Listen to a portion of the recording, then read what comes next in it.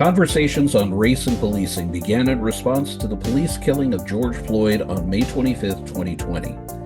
In this partnership between CSU San Bernardino and the Brennan Center for Justice, we hope to engage in ongoing discussions related to the history and current context of race, policing, and criminal justice with guests from diverse academic fields and backgrounds.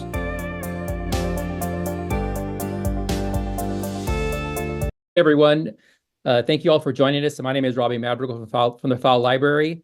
Welcome to today's conversation on race and policing program. We're excited about our discussion today with our faculty guest, Dr. Michael Sierra-Arévalo, professor at the University of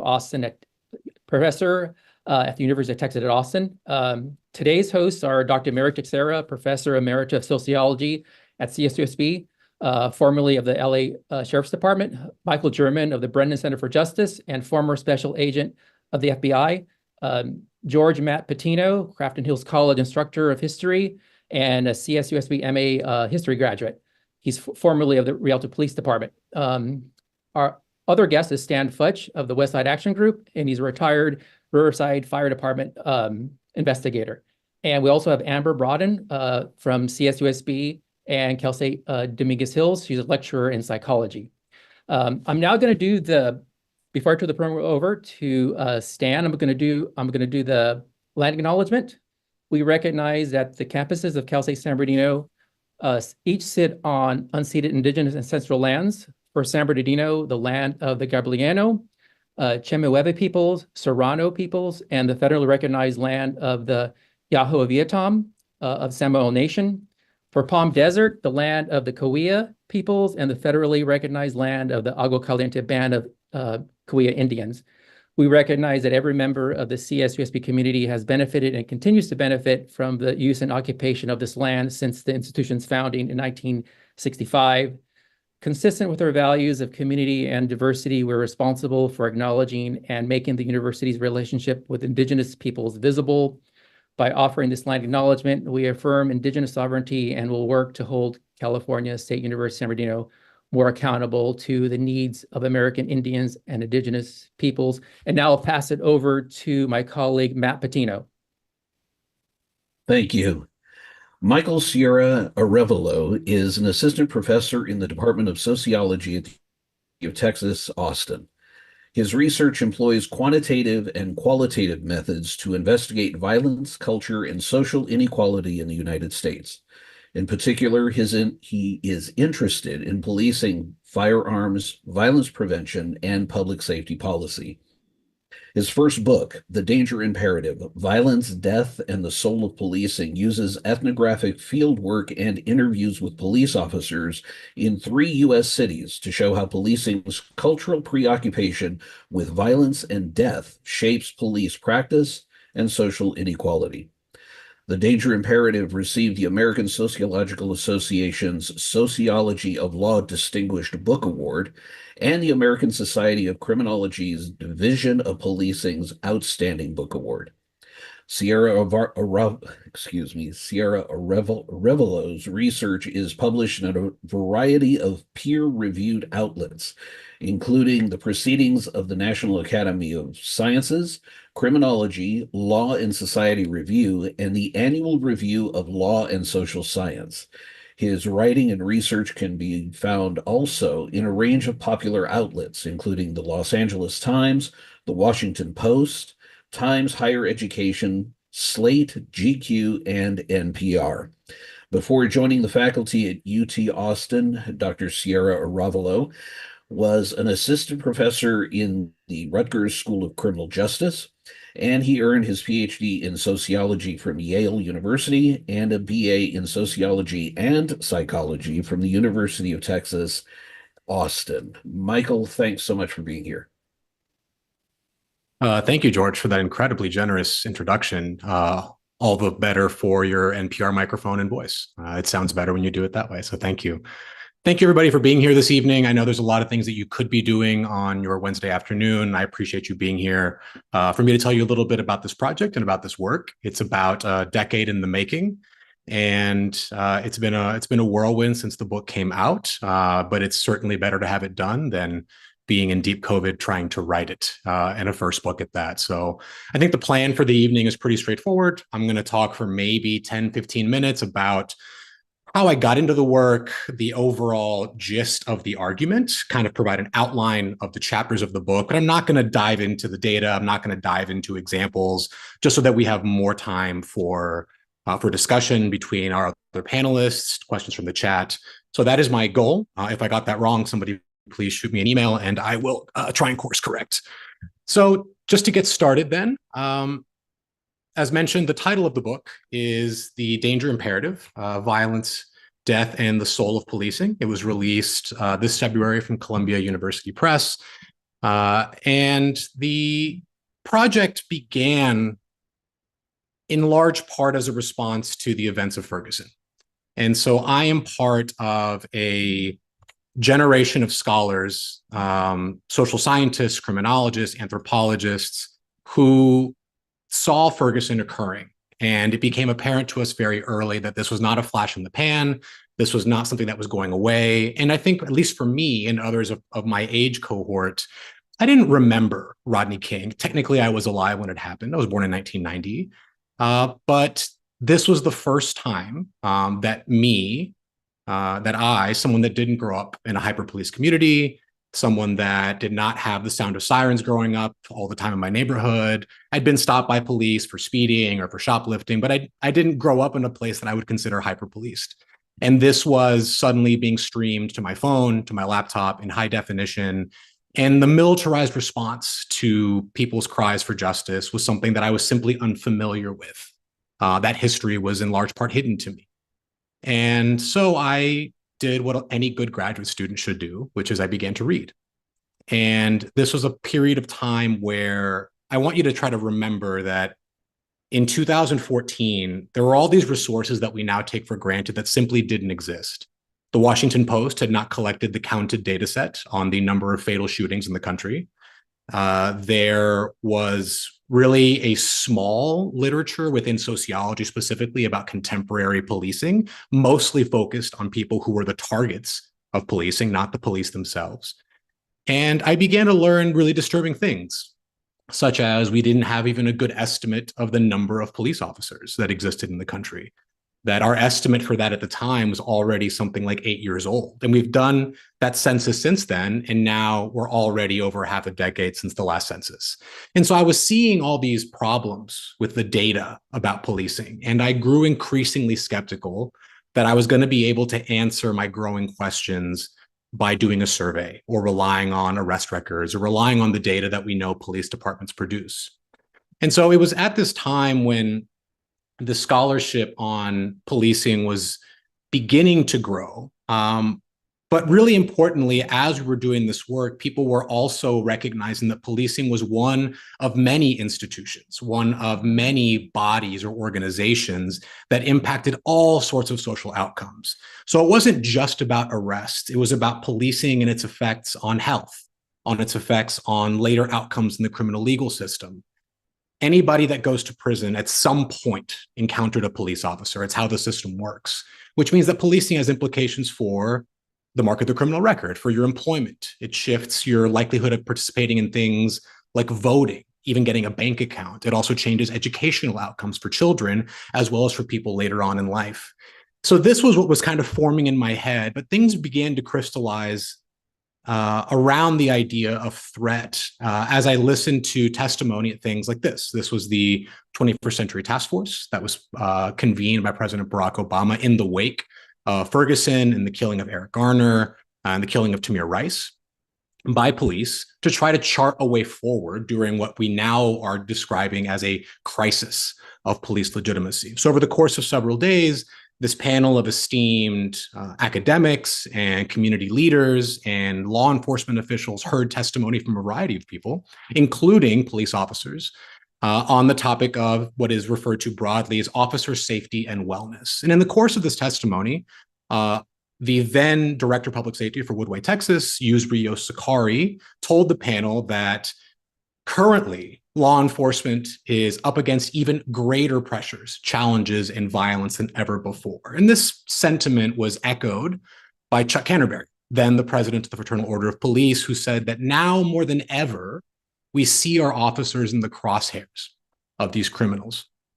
Now, this rhetoric of unprecedented danger, of violence that is increasing, skyrocketing, is something that has been around. As the earliest evidence I could find of it was from the 1970s.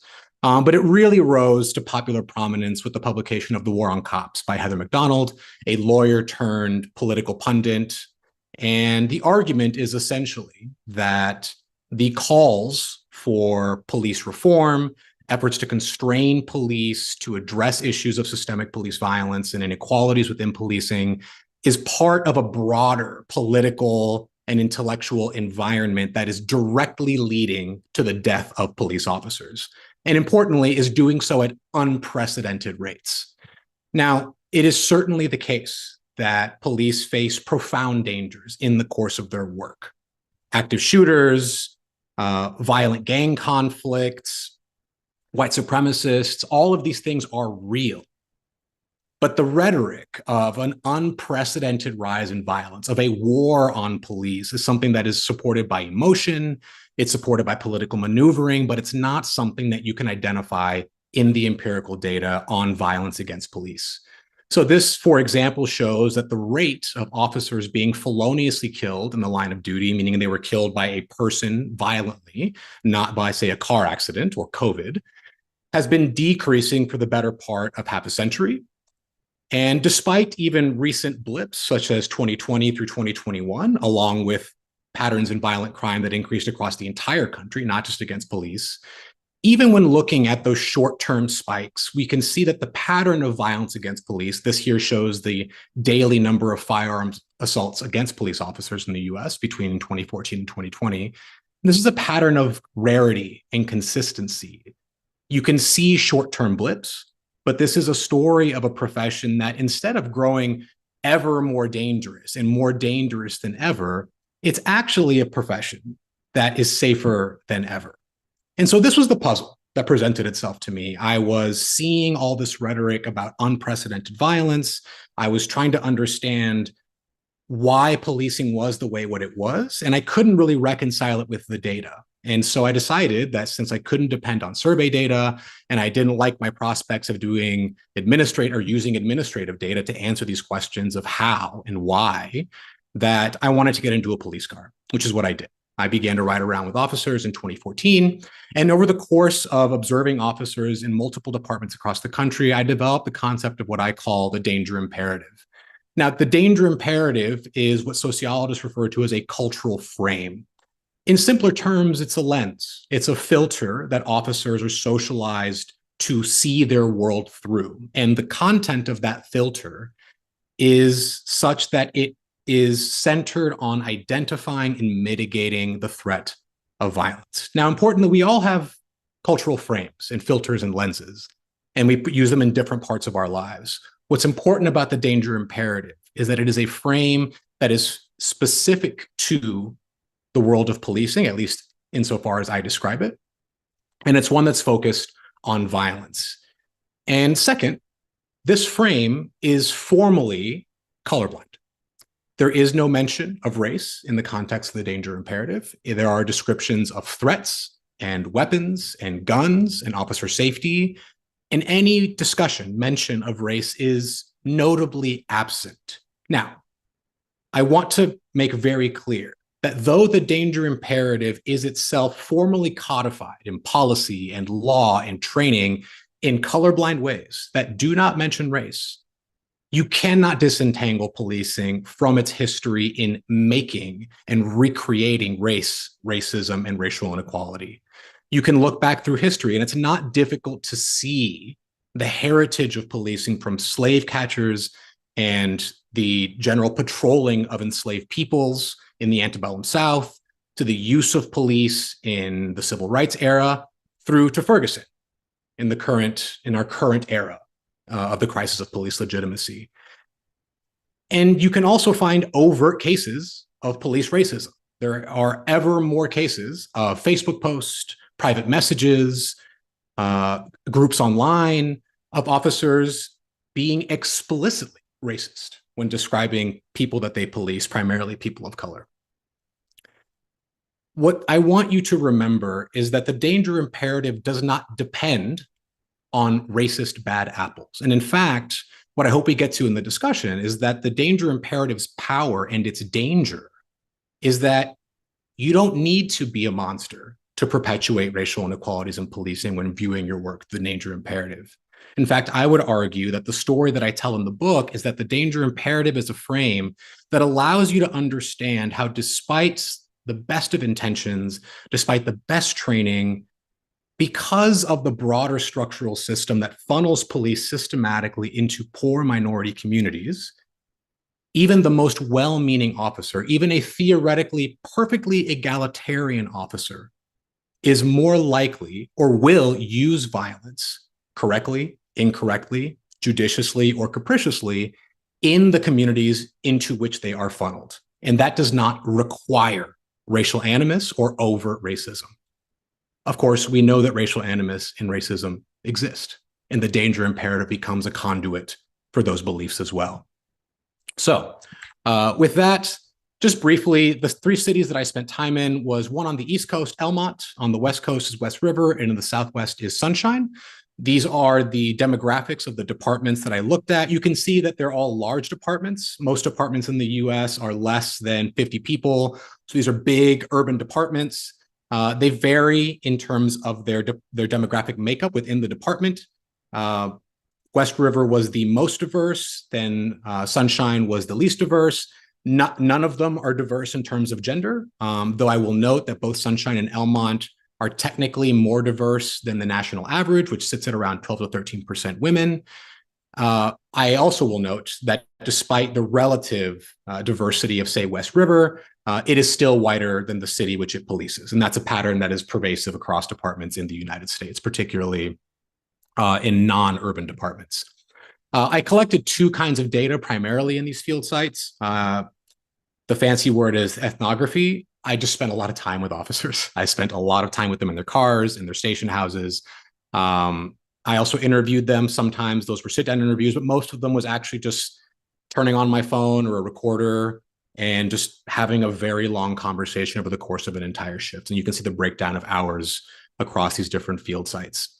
So briefly, before moving on to Q&A, the structure of the book is as follows. It's 4 chapters, beginning with survival school. In this chapter, I talk about officers' introduction to the danger imperative in the context of the academy, where they learn the life or death stakes of their work. I describe various techniques and pedagogical tools that are used to show officers just how dangerous their job is and the consequences if they don't take this threat very seriously. Then in chapter 2, Ghosts of the Fallen, I focus on the rarest but most catastrophic potential outcome of policing, which is the death of a police officer in the line of duty. And I describe how these deaths of officers are commemorated through a variety of artifacts. It's tattoos, it's bracelets, it's t-shirts, it's memorial walls. And this serves as tangible proof of just how dangerous policing is and how necessary, by extension, the danger imperative is to ensure officer survival. And crucially, officers don't just commemorate, and departments don't just commemorate their own, they actively commemorate the deaths of other officers in far-off departments to whom they have no connection, essentially recreating the assumption, culturally speaking, that a threat to an officer anywhere is a threat to officers everywhere. In chapter 3, we go to the threat network, and this is a description of the much more mundane daily ways that officers are shown how dangerous their job is. Behind me here, you can see an example of what's called an officer safety bulletin, and these can describe either individual people who are seen as threats to police. It can describe weapons like this one, which was a fighting bandana. And they are transmitted from departments all the way across the country through this network of fusion centers that was initially designed to help disseminate information about terrorism.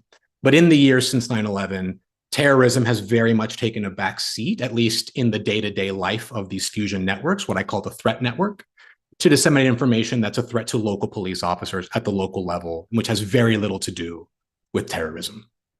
Finally, in chapter 4, I move to going home at night. And this is the payoff of the book, really. All of chapters 1, 2, and 3 might be a very neat story, but does it change anything when it comes to the actual practice of police work? And what I show in chapter 4 is that it's not just about shootings, which are the rarest form of violence that are used by officers with the most catastrophic outcomes. It's actually about day-to-day violence. It's about grabbing people, pushing people, OC spraying people, tasing people, threatening the use of violence, and how the danger imperative actually increases the likelihood that officers will devolve to the use of violence in the name of ensuring their safety, in the name of ensuring public safety, but it also gets done in a way that increases the likelihood of mistakes and leads to the generation of interactions that, ironically enough, are more likely to lead to resistance and more likely to lead to the injury of officers and the public that they are sworn to protect and to serve. And so with that, that is the summary of 10 years of my life and my work. This is a QR code if you want to scan on your laptop to get access to the book. There's also links in the chat. I look forward to your questions and a conversation. Thank you so much, Dr. Arévalo. Everything that you did in your preface is exactly why we are here. This group right here is here. We are here because all the things you outlined in your preface, we came after George Floyd's death and started this program. So I thank you for that. One of the things that we have found in most of our meetings is just what you're talking about. And what it is after a small incident, the answer is always more policemen. You take what happened with the president, 2 attempts on his life, and the first thing that the CIA asked is more personnel. And so can you address that a little bit? So I hesitate to draw a line from, say, the murder of George Floyd to the assassination attempts on Donald Trump. But if the core phenomenon is that very often the solution to problems, and I mean problems generally, is to focus on coercion instead of care, that's a tradition essentially as old as the country itself. And actually, that's not true. I would recommend the work of David Garland. He wrote a comparative case about the UK versus the US.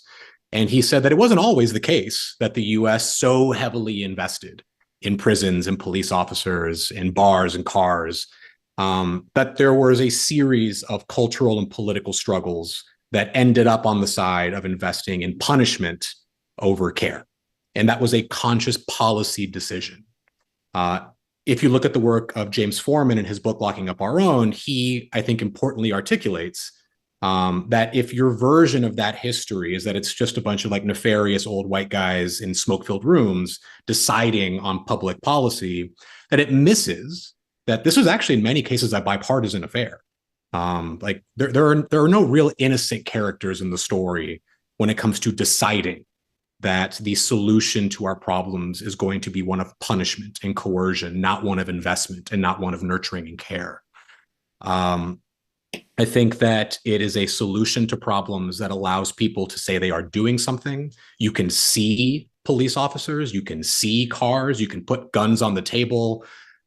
That's something that we've just been doing for, I mean, certainly as long as I've been alive and since at least the 1970s. I think that it's a tried and true thing.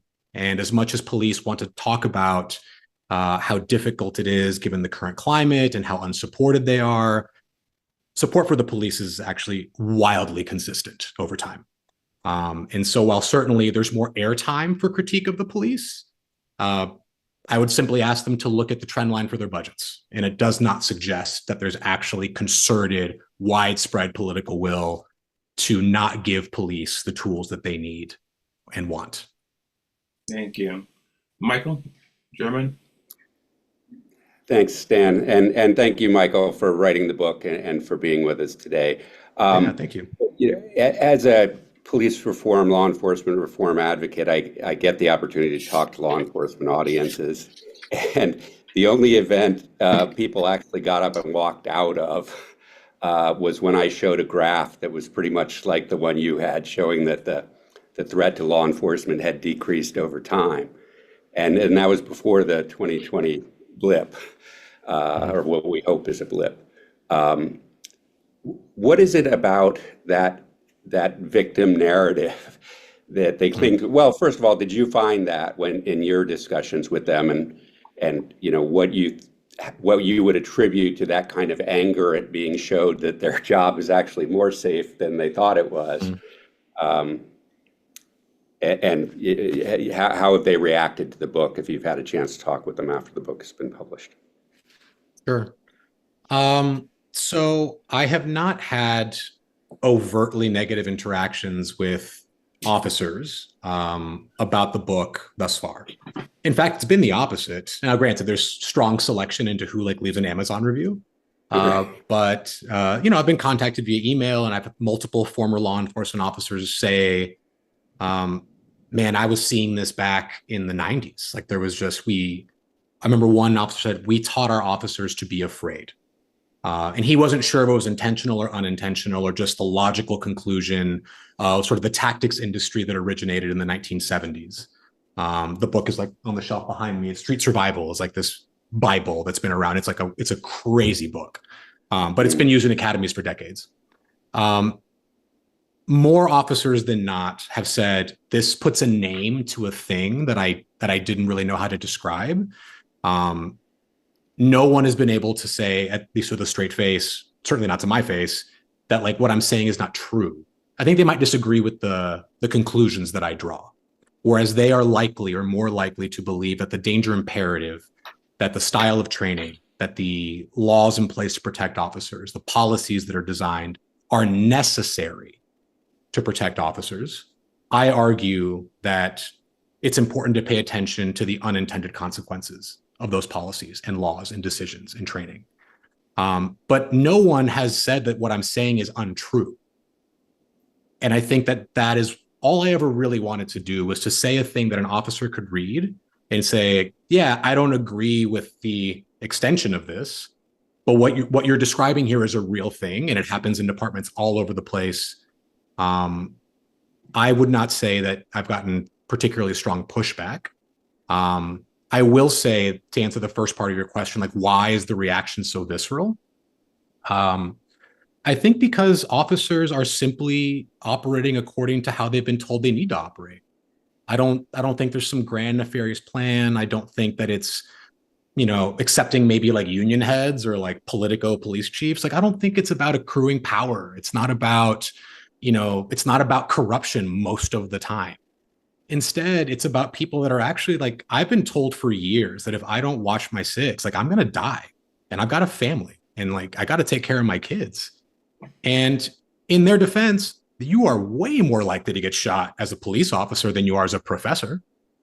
People want to put forward these very simplistic comparisons to truck drivers or electricians because they have a higher felonious death rate, and they do. But not if you look at violent death. I'm sorry, not felonious, just death, on the job death. When you look at violent death, it's really not close. Police officers are far more likely to be assaulted or killed. And so it is rare, but it's not zero. And it's certainly higher than our jobs.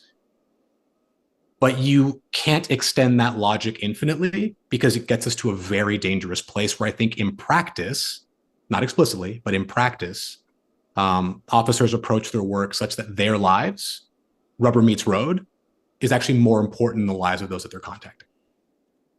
Thank you. Matt, do you have a question? Yeah, I do. Doctor, I am curious because I was a cop in the late 80s and early 90s. And policing today doesn't look like policing back when I was on the street. So I'm curious if your research went back that far, and if you can draw any correlation to the sort of paramilitary attitudes that law enforcement has had, and then the introduction of the DoD's 1033 program by handing them retired military equipment. Did that sort of heighten things? So I didn't figure out time travel, but I did get to talk to older officers.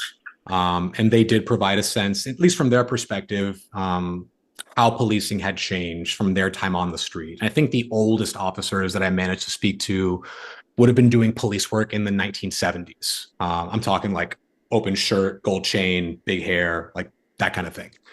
And I think that when they describe policing, they described it as a policing that was largely unencumbered by a preoccupation with civil rights or people's ability to say, be read their Miranda warnings. They believed in some ways that policing was easier and was able to more fully fulfill its mandate of crime prevention and crime fighting without all this red tape, without all of this critique, without all of these things that make the job harder to do today. Most of, I'll call them the salty old timers. I think that they were of two minds. They're not hegemonic. It's not one group of people. Some of them believe that because they were there, like, man, if you want to talk about like crazy times, like let's talk about like the 1980s when I was in the housing projects in Chicago before they transferred to a department or something. Like, you want to talk about things being like hairy, like that was different. Or they were policing, riots in urban centers in the early 90s. And so they would say like, well, it's not that bad today. And then in the next breath, a different older officer might say that, sure, like it's not that bad, except that now we're getting it from all sides. Like there's a whole political party that's essentially, according to them, it's centered around hating police officers. It's centered on eroding police power. And so from that angle, they believe the assault, literally and figuratively, is much bigger and much more dangerous than it used to be. As far as militarization goes, I think that the role of 1033 equipment, for those not familiar, the 1033 program was ostensibly used as a mechanism to help local departments get equipment they couldn't afford. And so we have this huge military industrial complex. We have more weapons than we know what to do with. We've got helicopters and armored personnel carriers and boats and everything else that we can send to local police departments to help them fight the war on drugs, specifically to like kit out SWAT teams, which come online in the 1970s. Most line level officers don't have AMRAPs and external body armor. You don't see that unless you're seeing SWAT teams. But I do think that in the abstract, what that equipment does is that it serves, again, much like the portraits of fallen officers in hallways or memorial walls, the existence of an armored carrier and a full SWAT team and a helicopter and all of that is proof par excellence that this job is profoundly dangerous. If it wasn't dangerous, why would we have all this equipment?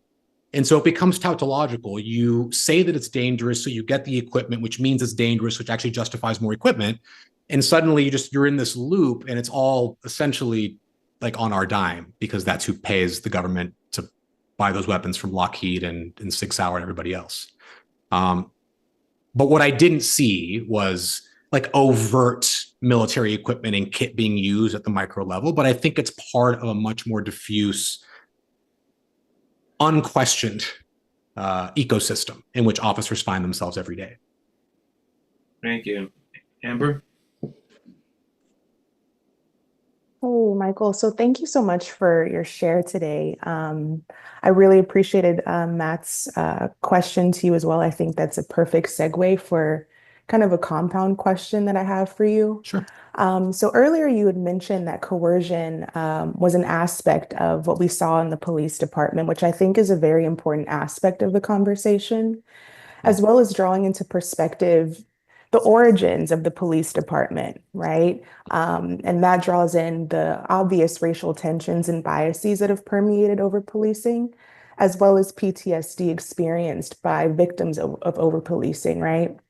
And I think one thing that I was thinking of as you were sharing was the resurgence of Jim Crow laws, right? Especially in the South. And there's been several news articles as of about 2023 that have brought to light that Mississippi in particular is experiencing Jim Crow laws 2.0 that have been presumed to combat this overwhelmingly high homicide rate in Jackson, Mississippi. And so it's targeting to protect Black lives, but it's also doing the opposite, right? And so I know that you've mentioned that police are also doing what they've been trained to do, but many still carry these implicit biases, right? Things that are not obvious to the eye until the interaction is had. And so do you believe that any of these disparities that you've studied will change or improve over time? And how long do you think it would take to reverse these historic disparities?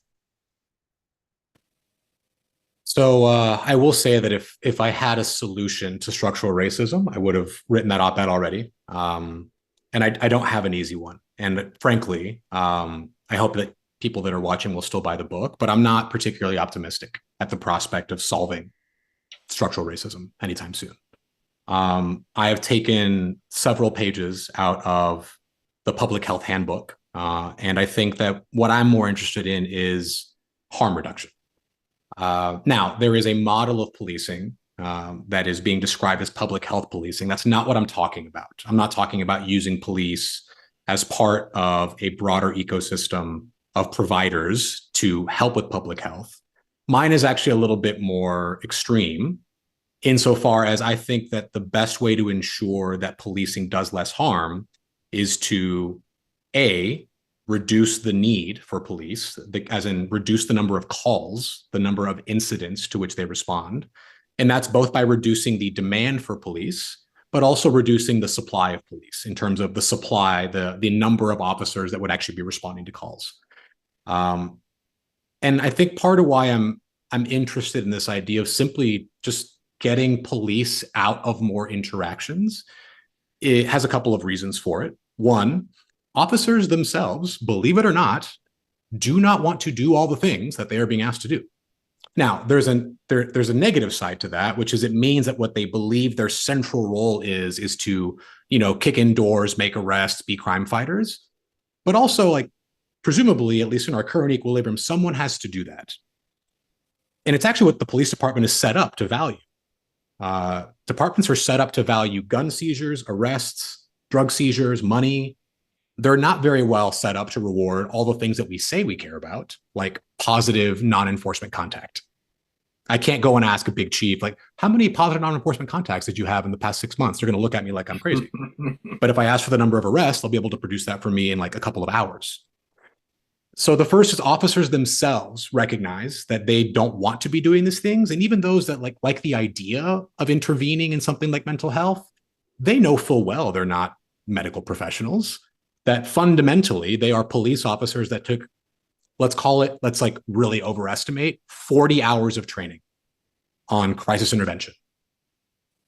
They're not designed to be dealing with this. They're not supposed to be dealing with this. The second is that we're in a staffing crisis. How severe that crisis is kind of a matter of academic debate at the moment, but it is very clear that though the overall population of police didn't shrink very much, there were reductions at the local level, particularly in big city departments with officers moving into usually smaller departments. So like moving from, say, Austin to Leander, just north, right? Finding maybe higher pay, but they perceive to be a better political climate. Well, in the midst of a staffing crisis, I suspect that many departments would like to actually have fewer calls to send officers to. That actually just solves a fundamental people problem. You would think that they might be on board with the idea. But third, and I think most importantly, is that there are ways to address the things that we want to address, namely crime and violence, that don't require me to shoulder the incredible burden of explaining how do we change policing. I'm increasingly skeptical at the utility of sinking finite money and time and energy into changing policing. Policing is violent. That's the point. And it's a key point of the book. If you don't understand policing to be intended as the violent arm of the state, which is empowered and protected in the use of violence to enforce the law, to divest you of liberty and your life under certain circumstances, then you fundamentally misunderstand what policing is. We have made it into something that deals with all these problems. Didn't have to be that way. And so I think that we should just begin from that assumption. And suddenly, if you believe that that's what policing fundamentally is, and you're not going to invest tons of time and energy and money in changing policing, then you begin to look at other options that we know can reduce crime and violence. And very briefly, it's simple stuff and it's cheap. It's stuff like improving lighting. It's stuff like there's evidence that would suggest that planting trees might be able to reduce violence because temperature and crime are highly correlated. And it turns out people who are really hot can get pissed off really easy. And so just planting trees in blighted areas with no tree cover will reduce the ambient temperature, and that might reduce crime. Mental health clinics have been linked to not just less violence, but less violence against police officers specifically. There are ways to do it, and it doesn't require me to change policing or fix racism. It just requires political will and a willingness to do something else. That's interesting because you say the ultimate job of theirs is dangerous. I mean, it's very violent, and yet the time that you spent with the officers, minimal time was violent. You said you never even saw a brawl or one-on-one fight. So can you just talk about that a little bit? Sure. I think that the way that I would encapsulate the point is that violence is rare generally. It's more common in the context of policing. And it still is among the rarest things that a police officer will encounter in the course of their work. All of those statements are true. And so what that means in practice is that you have to find a way to honor the fact that officers are not crazy, they're not irrational when they're concerned about, for example, encountering somebody who's mentally ill, who also has access to a gun, because we have systematically eviscerated mental health care in this country, and we have flooded the streets with more guns than there are people. We could stop selling guns tomorrow, no more sales. And we literally have more guns than human hands to hold them. That is just true. And the rates of firearm assault of police officers in the US are higher per capita than the general public. And they are way higher per capita when you compare them to police officers in countries like Germany, in England, in Australia, and other nations that don't have the same quantity of firearms. What, again, I think is important to highlight is that all of that can be true. And what the book is trying to explain and what it shows is that the way that we go about trying to address this has very predictable, catastrophic outcomes for not only people that the police encounter, people that they OC spray, people that they accidentally use force on, that they misperceive as a threat, but it also has implications for officers themselves. For example, officers will not wear their seatbelts when they drive around at high speeds. That sounds crazy, you might say. Well, it does sound crazy if you're looking at it from a statistical standpoint, because they're far more likely to wrap their car around a telephone pole than they are to be shot. But within the context of the danger imperative, that decision actually makes a lot of sense, because the danger imperative is not focused on threats from car accidents. It's focused on threats related to violence. And officers justify this behavior on the grounds that they need to be able to get to their firearm and they don't want to get wrapped up in their seatbelt. They need to be able to exit their vehicle completely unencumbered in order to address a threat that might be evolving, or to save the life of another officer, or to save the life of a citizen. That makes no sense from a purely probabilistic standpoint, but it makes all the sense in the world when you understand how this culture is recreated from the moment they step foot in the academy until the day that they hang up their vest. Thank you. Michael German? I think you're muted, Mike. You're muted, Mike. Sorry about that. I was going to ask a question about the police reaction to COVID. I mean, one of the things that surprised me was how many officers were reluctant to wear masks. It participated where I live in the anti-vaccine campaigns, and yet COVID killed twice as many people during the 2020 and 2021, twice as many police officers. And it sort of goes with your comment just now about the failure to wear seatbelts, that, we expect law enforcement to be able to understand and react to threats properly. But if they can't even understand what are threats to themselves or be trained to understand those threats, how can we expect them to look at the community in a way that they're addressing what are real concerns versus what aren't? Mm-hmm. Yeah, I mean, there's the way I describe it is that in a mathematical sense, police are not wrong when they say that any given stop could be a shootout. That's actually true in a statistical mathematical sense.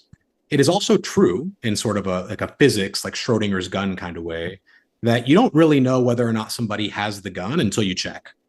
That the gun both exists and doesn't exist until you actually go into the pockets or go into the backpack or open the trunk. And I think that truism, it is a true statement that allows you to justify a whole bunch of stuff. And this is actually not something that's specific to police. People generally are not especially good at estimating the probability of rare events, particularly when they perceive those events to be potentially catastrophic in terms of their potential costs. It's why you will hear people say things like, well, I just don't trust the airlines. I'm really worried about, dying in a plane crash. And so I'm going to drive from New York to LA. It makes no sense. Like, you are so much more likely to die in that commute than you are to die in a cross US plane flight. But what's motivating that is not about probabilities. What's motivating that is about the emotion that's attached to a very real, if very rare, possibility. And so it's actually a very human characteristic to mitigate against very rare threats if you perceive the outcome to be very, very costly. In the case of death, you could argue infinitely costly. The difference, of course, is that generally people that make those decisions about how they're going to mitigate rare threats don't have the backing, protection, and training of the state. And so when the state begins doing these very human things, the consequences of that, what I would call a miscalculation of probability, or perhaps more accurately, sort of a discounting of probability, is going to have decidedly negative consequences for people generally, but including innocents, but even people that have committed crimes. Committing a crime is not a license to be brutalized or to be mistreated. But in practice, that's precisely what happens. And often it's justified in the name of officer safety. I did what I did because it was the safest thing for everybody here. And this is something that I talk with colleagues about frequently, and that I've had uncomfortable conversations at other talks similar to this. I've seen far too many police shooting videos, far too many cases of officers using violence. And far too often, I watch that video, and as heinous as they are and as upsetting as they are, I think I know the legal landscape too well at this point. And I say, most of these shootings, though they shock the conscience, and though we perceive them and understand them to be illegitimate and unjust, it doesn't mean that they're illegal. And that's a reflection of a system that we've built. It didn't have to be that way. But that's an uncomfortable place to sit, that these killings or shootings or beatings or whatever, arrests, mistreatment, that these things are very often protected, if not openly encouraged within the context of policing. And is there a way to address this through training? Well, this might be unsurprising given the timbre of my responses thus far. I'm increasingly skeptical of the value of training to fundamentally shift how policing happens. To be clear, I don't think that means that we shouldn't do anything via training. I think of procedural justice, which, for those that are not familiar with the concept, it's been in vogue for a couple of decades now. But the idea is it's relatively straightforward. People are more likely to view an agent of the state, in this case police officers, as legitimate if they believe that they've been treated in a respectful way, that they have not been treated unfairly, that they are normatively aligned in terms of what we think is good or bad with the person that is telling them what to do, and that there's no capricious enforcement. Meaning they're not being mistreated because of who they are. They're being treated fairly and equally. I think that training on procedural justice is something that we can and should do because we believe that procedurally just policing is a normative good. It's something that we simply believe that police should be doing. And I don't think that we need to show that procedural justice reduces crime or that procedural justice reduces shootings in order to justify that we're going to teach officers that this is the right way to do this. The other part of that is that that also means that you don't get to hang your hat on procedural justice or verbal judo or whatever new training is being hawked at various police departments. Is like, this is going to be the one that solves it. This is the training that's going to do it. And if we just fund it enough, we're going to fix policing. I don't think that it exists. I'm skeptical that we're going to see big effects. The effect sizes for these trainings are small. The length of the effect tends to be relatively short-lived, and rarely does it manifest in behavioral change. I don't think that means that we do nothing. And I think that, again, from a harm mitigation, a harm reduction standpoint, as I advocate for in the book, you could just stop making things worse.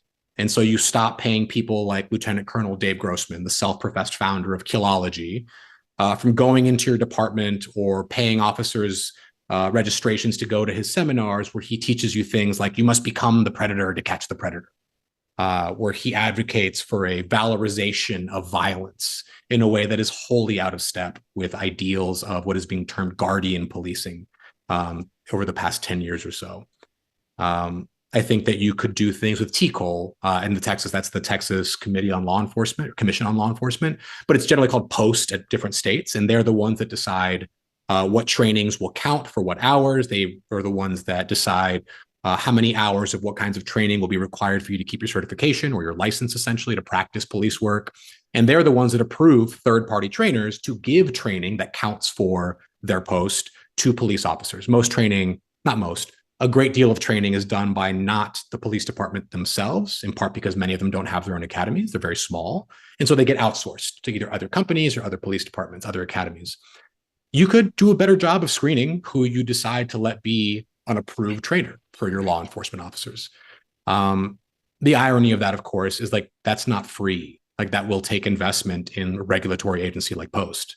And unfortunately, I think that it's going to be tough from a lot of people that want to see policing change to basically check the box and say, I do want to invest more money in Post, in part because I think the evidence would suggest that many times when you invest money in policing to change it, to restrain it, to constrain its excess, you don't get a lot of bang for your buck, no pun intended. So one of the questions is, could you elaborate the statement, their life, rubber meets the road, and may be more concerned with their lives than the lives of the people they are in contact with? And on the same thing, what you were just talking about, is it pretty much when you go in the academy and you go through that post training, and you're right, because they have privatized it quite a bit now. Are you walking in there unknowingly drinking the Kool-Aid? All right. So I'll start with the first one, and then I'll pivot back to the rubber meets road. So it says, like, I think that you, when you say, like, when you go into the academy, not everyone's the same when they walk in the academy. So for example, somebody that is a military veteran, maybe they have law enforcement in their family, they are more likely than the average bear to understand the reality of what policing is and to understand what they're getting into, versus someone that got a master's in social work and is tired of making no money and thinks, you know what, the way that I'm going to make a difference is using my social work to go into policing. They have different expectations of what's going to be happening. And frankly, the former has a closer read on what's going to actually be happening in the academy.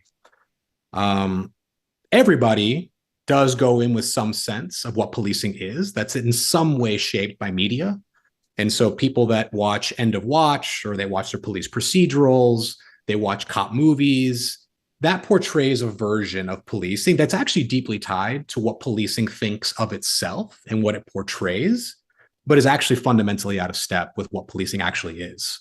So spoiler for those that have not been on ride-alongs, it doesn't look a lot like the beginning of End of Watch with Jake Gyllenhaal and Mike Pena, where there's a car chase followed by a shooting, and there's like 3 more shootings in the course of 40 minutes. That's not what policing looks like, by and large. But they don't make movies about what it really looks like, because it would be wildly boring. It would be hours of paperwork, driving around in circles, hurrying up and waiting in a parking lot because the detectives, they're not on at this time, so they got to get out of bed, they got to drive an hour and a half here. That's what policing usually looks like.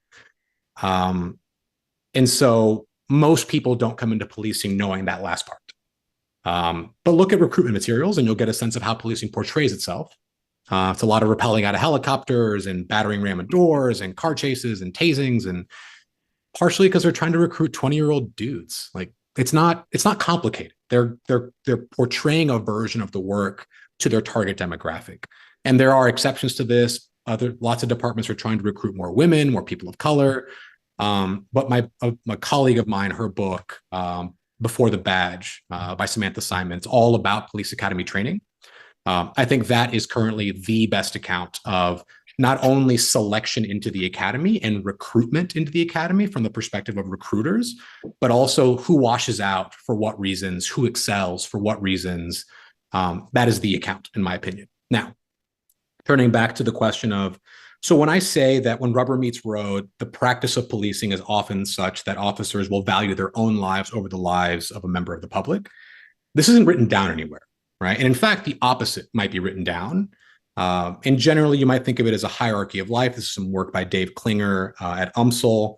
And in good theory, the hierarchy of life, meaning the lives that you protect in order, are the lives of innocent people, so victims, the lives of officers, and then the life of an offender, the life of a criminal. That is, in theory, like, that makes some sense. Like, okay, yeah, I'll protect the innocent person, then I'll protect myself. And like rubber meets road, like the person who has the gun, who's shooting at me, I will protect their life last. Okay, fine. This begins to short circuit very quickly if you're trained to systematically think that there's no such thing as an innocent person and that everybody might be ready to kill you. And so in practice, officers are faced with this bind of understanding that through their own experience, they know that most people do not want to hurt them and do not hurt them. In fact, don't attack them. But you're not allowed to let that assumption change your behavior towards other people under the assumption that they might hurt you. And so the way that I can drive this home, another sort of adage that gets used in policing, it's actually a paraphrasing of a quote from General Mad Dog Mathis during the global war on terror. To paraphrase, it's that be polite and be respectful, but have a plan to kill everybody in the room. This feeds into what multiple officers told me, which is I'd rather be tried by 12 than carried by 6. And to translate that, that means that in a situation where I'm unsure about whether I am being faced with a lethal threat, it could be an innocent person, might not be, I am not willing to roll the dice on that and let myself be killed and have my casket borne by 6 people. I'd rather take my chances, injure or kill an innocent person, and then be tried by 12. That is an encapsulation of what I argue is the really ugly outcome of the danger imperative. That though we talk about reasonableness and though we have a hierarchy of life, that in practice, on a dark street, an officer believes, because they've been trained to believe it, that they are under mortal threat, that they are more likely than otherwise to engage in a calculus such that they are going to actually privilege their life over the life of someone that might very well be innocent. That's interesting. When you said that, I thought about The Hateful Eight. I don't know if you've seen that movie. It's a bunch of people in a room, and everybody's killing everybody to stay alive, and it's the mentality of that I think officers have to go through the academy learning. The number one thing, even in the fire service, it was the number one thing was go home tomorrow. You're here at work. Your only job is to go home tomorrow. Be safe and go home tomorrow. Anyone have any more questions?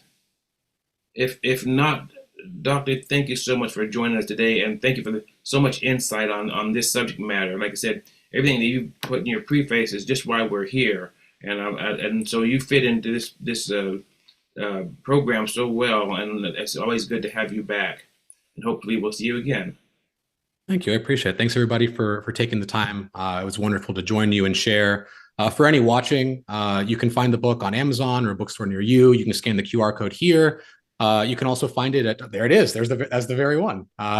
You can find it at www.dangerimperative.com. There is a sneak peek in there on that website of field pictures that are not in the book. If you want to check it out, you can also leave me a message there. If you do buy the book and if you do like it, do me a solid, leave a review on Amazon, but only if it's nice. I'm very sensitive. Thank you again for being here. I appreciate you taking the time out of your day to share and to be here with me and with all of us. Thank you.